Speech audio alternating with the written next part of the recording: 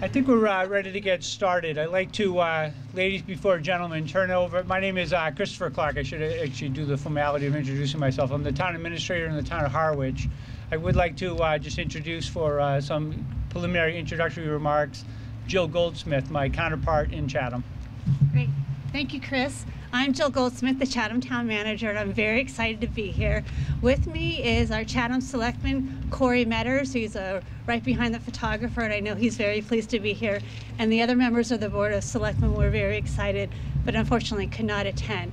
So those are my comments. I do want to thank Carole Ridley. This project was, it wouldn't be where we are without her, and I know there's many more thanks to come after this, but she's done a phenomenal job. And I'll turn it back to Chris. Thank you. Thank you, Jill. I do want to also extend my thanks to Carole. It's been nice to go through this project. One of the things, I've been the administrator for just over 2 years, and one of the things I think a lot about this project is that it really is a unifying project. You know, so many times you hear the words about, you know, can government work together? Can government do a partnership with people? And this is a project that just highlights the essential elements of how to be partners and how to do partnerships. And just today, I think you'll see by the list of speakers that we have what kind of partnership this really is. So first, a couple of things in regards to Muddy Creek, the project itself. Not only is this a partnership between the towns of Chatham and Harwich, but also I think the residents. This has been a project that's gone very smoothly. The residents have been very, very supportive of this project. But we also, Pleasant Bay is shared by 4 towns. So it's a project that will benefit 4 towns. One of the groups that we have worked closely with is the Pleasant Bay Alliance, who represents those 4 towns. Pleasant Bay is in the area of critical environmental concern, so it has a significance not just in the wastewater, but really to the environment itself. This project will also contribute very much to the open space protection efforts. When we get down and look from the base, you can see up Muddy Creek, and on the right-hand side is protected property on the Harwich side, and I believe Chatham has protected property on the left-hand side. So this is about protecting the environment and working and extending the conservation efforts. It's also important, as I alluded to earlier, in regards to nitrogen and nutrients being added into the environment.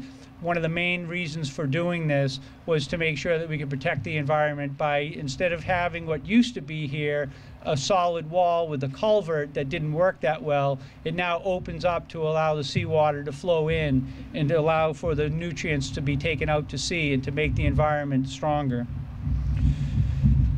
In terms of some of the stakeholders, I just wanted to go over the program. So I think folks probably have it, but just for the folks that will be watching on media, we do have several elected officials that were invited. We have today with us a representative, Honorable Sarah Peake, state representative. Her chief of staff is with us today. We have someone from the Northeast region of the U.S. Fish and Wildlife Service, the Assistant Secretary of Environment and Executive Office of Energy and Environmental Affairs, the Commissioner of the Massachusetts Department of Fish and Game, John Bullard, the Administrator from NOAA, Fisheries, Greater Atlantic Region, and Shane Sousa from the District 5 Bridge Engineer. And I'll introduce each one to come up. I think also just to comment that, you know, not only is it a partnership with the towns, but it's also been a great partnership with the federal government, the state government, and the local government. And I think that those partnerships just yield so many benefits when we all work together. And one thing, because I ended almost all my meetings when I had these meetings, and most of the folks that sat in, the one thing I like about this project is not only was it mostly was over 70% funded by federal and state resources, so it was a great partnership from a financial standpoint, but it came in on time and on budget. And to me, as the administrator, the guy that has to present the town budget, you know, that's always important to me. So it's nice that we had that opportunity. But I'd like to invite up Dr. Bob Duncanson to talk about some of the environmental significance of this project. Thanks, Chris, and welcome everybody. I just want to spend a minute because obviously a lot of this project really is based on environmental protection and environmental restoration. Mass Highway, when we first talked with them about doing a project like this, they said, well, it's Route 28, it's our road. We don't need a bridge there. But if the two towns want to get together and pull something appropriate together for environmental reasons, go ahead. Mass Highway, we won't stand in your way, but it's not a project that we need to do for roadway infrastructure. So that really was the genesis of this project. And actually, it starts back almost 15 years ago now, when Chatham was first putting together its comprehensive wastewater management plan. We identified the culverts under Route 28 that used to be here as a significant impediment to the water quality and the ecological health of Muddy Creek, or the Monomoy River, as some folks call it. And that was something that we put into our CWMP that needed to be addressed. And we came up at that point with some potential solutions, mostly involving larger culverts. We then, working with the Pleasant Bay Alliance and the two towns together, moved forward over a number of years, did a number of studies, came up with some other alternatives, one of which, frankly, we took out to the public, and the public didn't like it. And so we came back, we regrouped, we came up with some other alternatives, looking at various ways to put larger culverts under the road, thinking that that was probably the best solution. And then one day at a meeting with folks from various agencies, including MassDOT, somebody said, well, why don't you think about a bridge? And we all kind of sat there and said, an idea that we hadn't really looked at. We knew that back at the turn of the century, there was actually a bridge at this location. There was a wooden pile-supported bridge, used to be called Wading Place Bridge. And that was there from roughly the 1880s. We have the original Chapter 91 plans for the bridge. And it was taken out at some point when the embankment was put in and the culverts were put in. And then since that time, Muddy Creek, the flow, the tidal regime was severely restricted. We have about a 3-foot tide on the Pleasant Bay side, and we only had about an 8-inch tide on the inside once those culverts went in.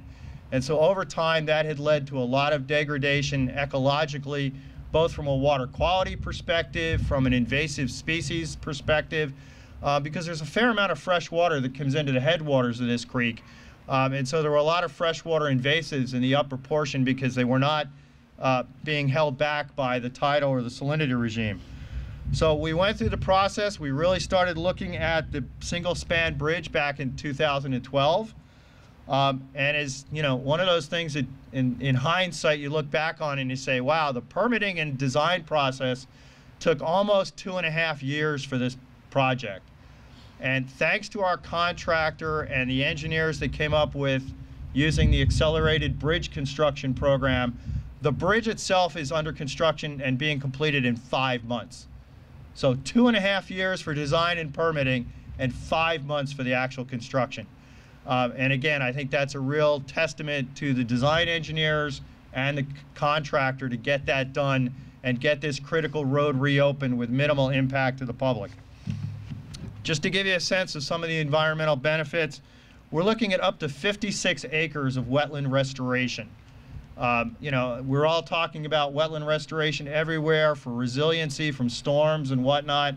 This is a project that really has at its heart 56 acres of wetland restoration. Significant improvement to water quality. The Muddy Creek has had a TMDL, or a total maximum daily load limit, for bacteria for many years. It also has one of the first in the Commonwealth for total nitrogen. It's our expectation that both of those will be addressed, maybe not completely, because there's other reasons for those high levels, but this new opening will have a significant impact on both of those and will result in Harwich being able to potentially scale back the amount of sewering that they have to do on their side of the line, and will also potentially alter what Chatham does in terms of nutrient management on the Chatham side of the line. We expect that in the not too distant future, we're working with the state right now, but we may be able to reopen the inside of Muddy Creek to shellfishing for the first time in decades. We know there's a lot of shellfish resource up in there that has not been accessible because of the high bacterial levels. We've already started testing the water quality for that with the state, and we'll continue to do that with the expectation that once we have several years worth of good data, we'll be able to open that resource for the benefit of both towns as well as others in the Commonwealth. And just to reiterate something that Chris had mentioned, the partnership that we had with our local, the two towns, regional agencies, as well as various state agencies. I just wanted to quickly run through the financing for this project, because obviously projects like this never get done if you can't find the money. And this project was successful in finding money from a variety of sources, and I think it's important to highlight that, because without that, it probably never would have happened. We received $3.3 million from the Hurricane Sandy Recovery Fund through the Department of the Interior, a $1 million grant from the U.S. Fish and Wildlife Service National Coastal Wetlands Conservation Grant Program, $300,000 from the NOAA Fisheries Habitat Conservation Office, roughly $1.9 million between the two towns in terms of design costs, permitting costs, things that the other agencies, the other grants wouldn't fund, and then $50,000 from the Mass Department of Ecological Restoration. And in addition to that, they put in a significant amount of time and field effort doing a number of field studies that had to be done as part of the design process and also as part of the monitoring process, because obviously you don't make a significant change in an environment like this without having a short-term and long-term monitoring program. Water quality has been monitored in Muddy Creek now for almost 15 years. And then just recently, we've done things like monitoring the tidal change. We have a number of transects that are looking at the various wetland habitat types. And that monitoring is going to continue now that the project, the new creek and bridge are in place, to document the changes that take place in this environment, all of which we expect to be positive over time. So that's just a brief synopsis of almost 15 years worth of environmental restoration that's been taking place. And I will turn it back over to Chris. Thank you, Bob. You know, I would be remiss. I think Bob made a good point that we had 5 months worth of construction, and really our partners in that, which I did not mention up front, and I should, CDR McGuire, who helped us with the design work, are here today, represented here today. So I appreciate every effort that they've made. And then MAS. I don't know where Chris Kepler is. The guy that actually does the work never gets a lot of recognition, so I want to make sure I point him out. He's been on the ground with us and been a great partner. Unfortunately, we did send an invite to a lot of elected officials. A lot of them sent back very nice notes that they wanted to be here today, but had other obligations. But we do have Representative Sarah Peake has sent to us Dorothy Smith, so I'd like to invite up to the podium Dorothy. Thank you, Chris. Good morning. Unfortunately, Representative Peake is doing God's work down in Alexandria, Virginia this week at the Atlantic States Marine Fisheries Commission, but she did present to me some verbiage. She says, "Sorry, I can't be here, but my responsibilities at ASMFC have me in Virginia this week. The work I'm doing on the board to help maintain sustainable biomass across a broad spectrum of species is only one piece of the sustainability puzzle. Ecosystems like this one provide an important nursery for juveniles. Opening the flow of the Muddy Creek is a very significant step in enhancing this estuarine environment. This is a great project with partnerships making it possible at the local, state, federal agency, and public and private levels. Congratulations to all. And I'm also glad to have the bridge open again." From my perspective, I would just like to say it has been a pleasure working with Carole Ridley and various other members of the towns. This has been a long time coming, and congratulations for making it happen. Thank you. Next on the speakers list is I'd like to invite up, and actually just another guy that's worked in the field is, where is Eric? Eric from Fish and Wildlife. He's done an outstanding job, has been a partner throughout, but he's represented, or he works for Miss Wendi Weber, the Northeast Region Director from U.S. Fish and Wildlife. Wendi? Hello, I'll make my remarks short on this balmy morning. Thank you for having us. It's an absolute honor to be here, and I'm glad you gave a shout out to Eric, because Eric Derleth over here has been our person on the ground that's really partnered strongly with all of you. So thank you, Eric, on representing us so well.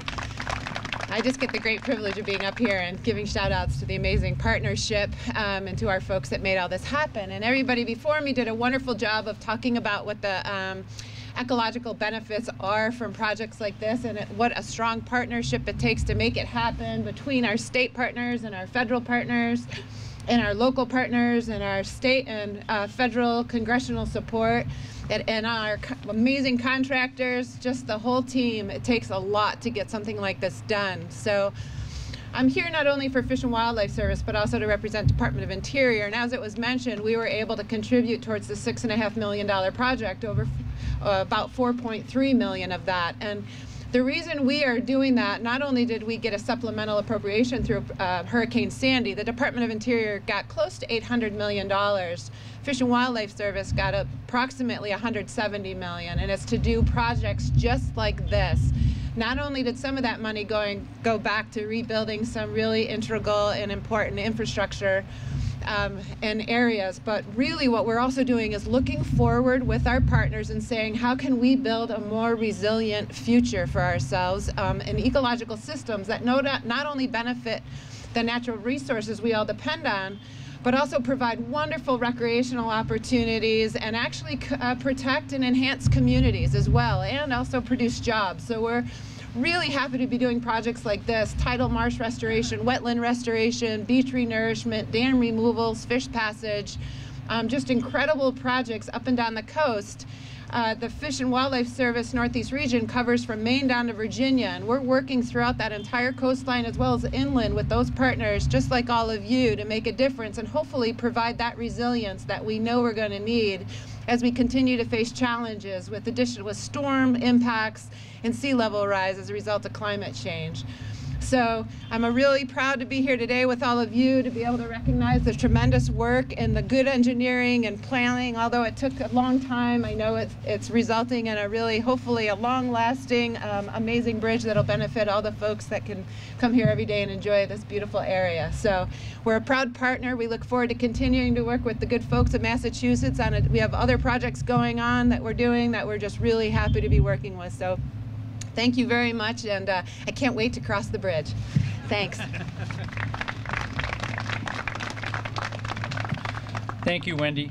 Next, I'd like to invite up Mr. Daniel Seeger, the Assistant Secretary for Environment, Executive Office of Energy Environmental Affairs. Mr. Seeger. Thank you, everybody. Happy to be here today on behalf of Secretary Beaton. I think, as some of the previous speakers have said, this project is the epitome of a number of aspects that go into the hard work of all of these agencies, including partnership, and including smart infrastructure, and including projects that have a multitude of benefits, both economically and ecologically. I'd like to thank specifically some of the partners on the state side of things, the Division of Ecological Restoration, as well as the Massachusetts Department of Transportation. We're looking at a project here that's not only going to improve water quality, improve habitat, but it's also going to help us adapt to climate change moving into the future. I think that, Cape Cod relies upon its natural beauty and its economy to improve the quality of life. This project is going to open up almost 60 acres of salt marsh and enhance water quality in Pleasant Bay. And doing so is going to help the economy by supporting fisheries and creating a better recreational opportunities.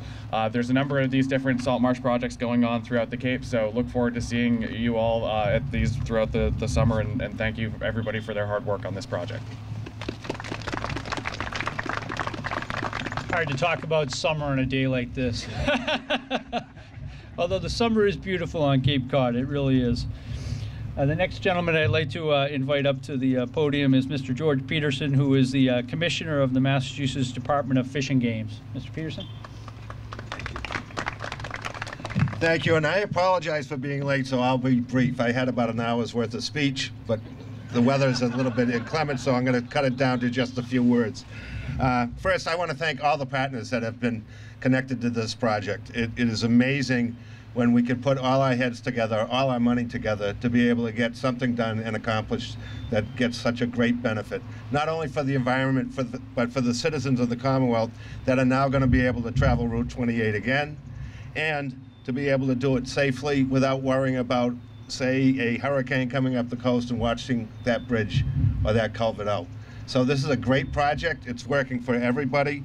There's a couple of people from my agency, DER, that I'd like to mention. Jeremy Bell, Franz Engelfinger, and Kristen Perry for the work they've done on this project.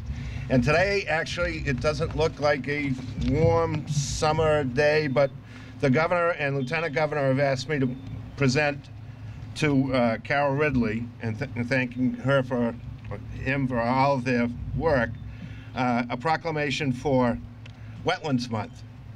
Whereas the wetlands of Massachusetts have been vital to the prosperity of the Commonwealth by sustaining communities with an ample and varied food supply, and whereas wetlands help clean drinking water supplies, prevent flooding and storm damage, and support a variety of wildlife, and whereas the Wetlands Protection Act protects wetlands and the public interest they serve, including flood control, prevention of pollution and storm damage, protection of public and private water supplies, groundwater supply fisheries, land containing shellfish and wildlife habitat, and whereas the economic health of many of our industries, from forestry to fisheries to cranberries, depend on wetlands, and whereas the Commonwealth recognizes the importance of protecting and restoring our wetlands of all types, now therefore I, Charles D. Baker, Governor of the Commonwealth of Massachusetts, do hereby proclaim the month of May 2016 to be Wetlands Protection Month, and urge all the citizens of the Commonwealth to take cognizance of this event and participate fittingly in this observance. Given this in the Executive Chamber of Boston the first day of May in the year 2016, and the independence of the United States of America and 239th. Signed by Governor Charles Baker, Lieutenant Governor Karen Polito, and William Francis Galvin, Secretary of State. Carole?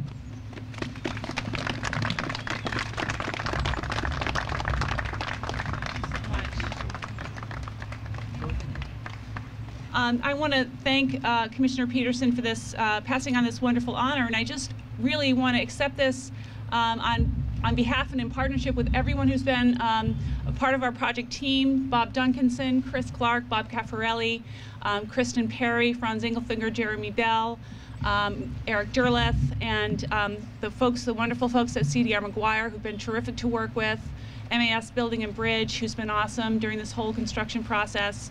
This has been just a phenomenal team effort. It could not have been done without all of those folks and many others pulling along. So thank you very much, and thank you. It's been a pleasure and an honor to work with everyone.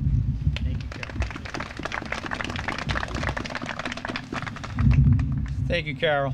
Next up is Mr. John Bullard, the administrator from NOAA Fisheries, Greater Atlantic Region. It's a pleasure for me to be here. I also want to acknowledge Steve Block, who works with me at NOAA.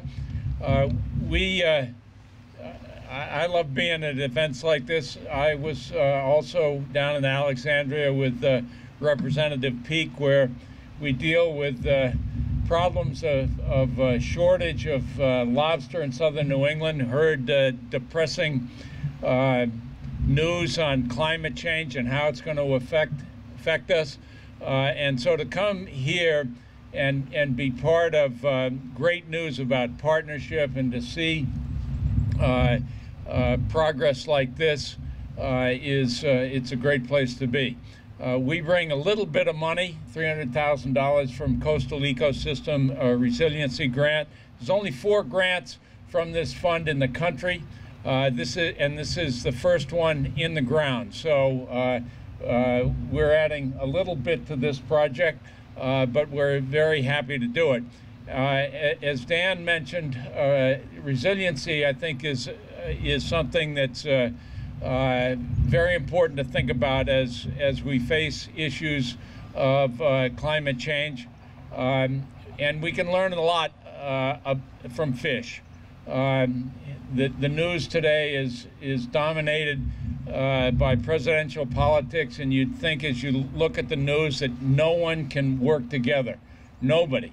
But here, in a project like this, you can see that Democratic administrations can work with Republican administrations, federal, state, local, and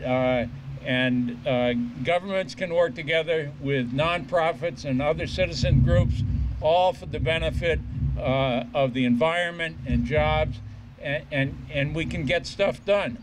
That's a lesson that seems to get lost in the major media. And so, you know, we can learn from fish. And hey, the Red Sox are in first place.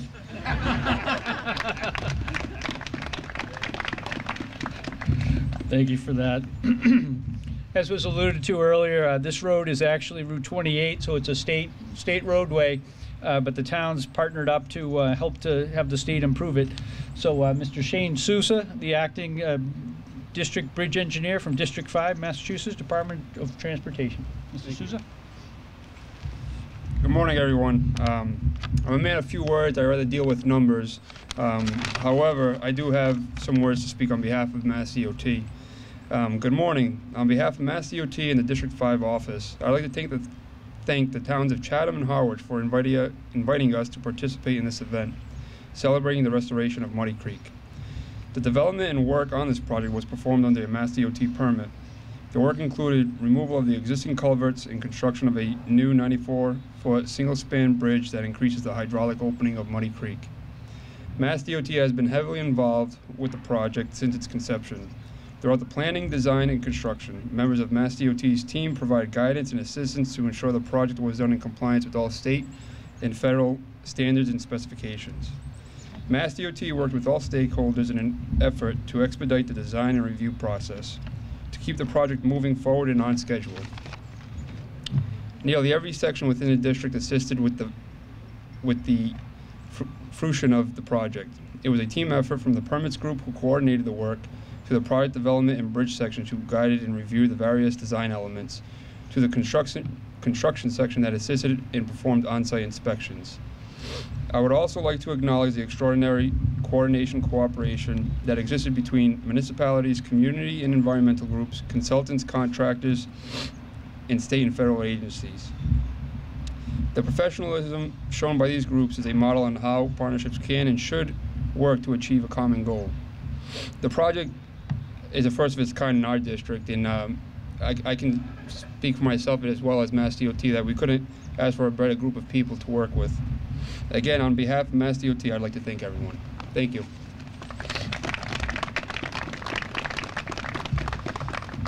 Thank you. I just have just a couple of closing notes, and then we'll wrap it up on this wonderful spring Cape Cod day.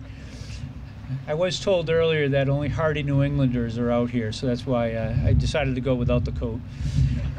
May have been smart when I started, not so smart now. But two things. One, we do have, it is a construction site, so we'd like to invite people that want to go on the bridge deck and see it, but we want to just make sure we do it in a controlled environment. So I think Bob is going to kind of lead people around. You need a hard hat. We certainly want to encourage that. And then I do want to encourage folks to get a better view and sense for what we've accomplished. If you go down the hill, you can kind of see what that opening means, and you can see the water flowing.